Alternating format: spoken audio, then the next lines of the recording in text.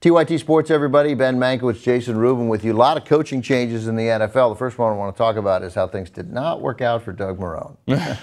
Doug Marrone had a couple years left on his deal with the Bills, but he took advantage of a clause in his contract that allowed him to get out of the deal if there was an ownership change. There was an ownership change. He took advantage of that. There was talk because he'd had a history with the Jets and with Woody Williams that he might go to New York. That has not happened. It looks like Doug Marrone, all the jobs aren't filled yet, but it looks like Doug Marrone isn't going to get one of those.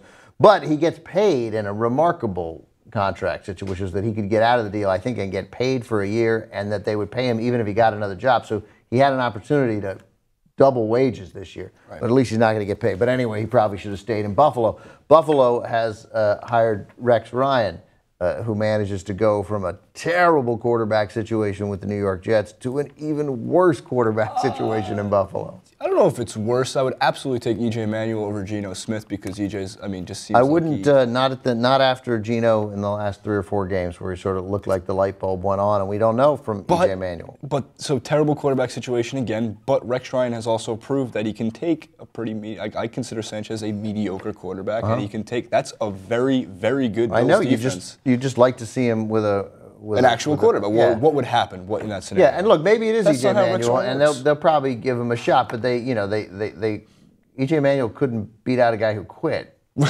Kyle Orton came. Now Kyle Orton is re-retired. That's right. and they're going to need somebody in there. So because that team won 9 games and had a dominant defense, like the 3rd or 4th best defense in the league. Led the league in sacks, or top 4 in defense, top 4 in sacks. I think they led the league in one of those things, maybe sacks. And Jim Schwartz is gone. That team also they didn't win some of those games, but they held a Green Bay Packers team to a very few points scored. They held Peyton Manning's offense to very few points scored. They held Tom Brady to very few points scored. That team can win. There's no question that team can, with a couple of breaks and a more productive offense, could win. I bet on them a lot this year, and there were a lot of drives where you're like, man, if you just finish this drive, they went 9-7. Yeah. They're not that far away from being 11-5. They don't have a first-round pick this year. No, because they got Sammy Watkins, who obviously is going to be a fantastic weapon. Yeah, except that was a decision. That's one of the reasons why Marrone left. He was furious at that trade. It happened, and he's right to be furious at that trade. We need draft picks. They moved up 5 picks to give up an extras number 1, and I think a 3, and he was like, you don't make that trade unless you're getting a franchise quarterback. Right, not a franchise. As good, and he wasn't knocking Sammy Watkins. No, I'm a huge supporter. So we got Jack Del Rio going to the Raiders, and the Raiders, we're talking like this is a Raider guy, whatever. That's an organization flaw that a coach can't fix. Right. They might get better anyway, and Jack Del Rio. They can't get worse. Jack Del Rio said an interesting thing. He actually referred to Belichick and Carroll about being better as a head coach the second time around. Mm-hmm. And he says that it was a huge relief to go be a defensive coordinator for a couple of years and learn, and now he thinks he's a better candidate to be a head coach. It's a really tough place to succeed in Oakland. Great to see Todd Bowles, former Washington defensive back Todd Bowles, finally getting a shot. He's going to be the coach of the Jets, going up twice a year. Look how you refer to him as former Washington defensive back, which is true, but it's also true that he had one of the best defenses. He did. On Arizona. It's a guy when we saw playing in D.C. as a fan, like you did not, I didn't even know that he was, the kind of player who was going to go into coaching, let alone be a head coach. But no, that Arizona defense, the statistics don't bear out how great a defense it was. But when the offense wasn't giving the ball away after 2 plays every time, that defense was fantastic. Was dangerous. So it's good to see him. There's a few more. He has the same problem. Quarterback. He needs a quarterback, and obviously he needs somebody to run the offense. There's also Kubiak going to the Broncos, reuniting with John Elway. A lot of people took themselves out of the running in Denver because they saw the writing on the wall that clearly John Elway wanted his former backup, Gary Kubiak. John Fox staying with the Johns over to the Bears. Maybe turns Jake Cutler into something worthwhile. I guess people who were following the Broncos maybe saw that coming. I think most NFL fans were very surprised to see John Fox departing so quickly after that cold loss. But John Fox is, at least a good regular season coach, and we saw him hired very quickly. Mm-hmm. And he's an NFL coach. That's the kind of guy the Bears should hire.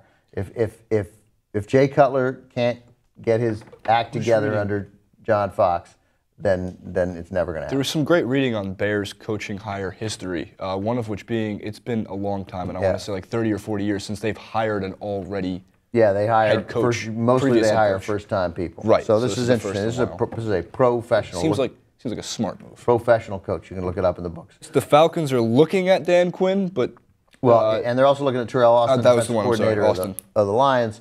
It seems to me that they're obviously waiting for Quinn. Otherwise, they could hire Austin now. Maybe they're theoretically waiting to talk to Quinn, but Quinn's a known commodity, and they're waiting for the Seahawks Super Bowl to end. It's a good defense that he's got. Dan Quinn is going to, and Jim Schwartz, by the way, out in Buffalo. Rex Ryan is not bringing in CC from the Jets there, and so Rex that it seems pretty clear after the defensive year that the Bills had that very quickly you will see Jim Schwartz showing up as a defensive coordinator somewhere. Maybe if Terrell Austin leaves the Lions, Jim Schwartz can come back and be defensive coordinator of the Lions. All right, so let's have one quick little fun tidbit here. Out of these coaches, Kubiak, Bowles, Ryan, Fox, Sula, Del Rio, and whoever the Falcons signed, who do you think has the most immediate impact? Pick one. John Fox. But and we'll learn about the other guys. But the guy I want to mention most, and I'm looking for an NFL team and haven't had one. I'm looking for an NFL team, and I haven't had one since Dan Snyder ruined sports. Join me in the football giants.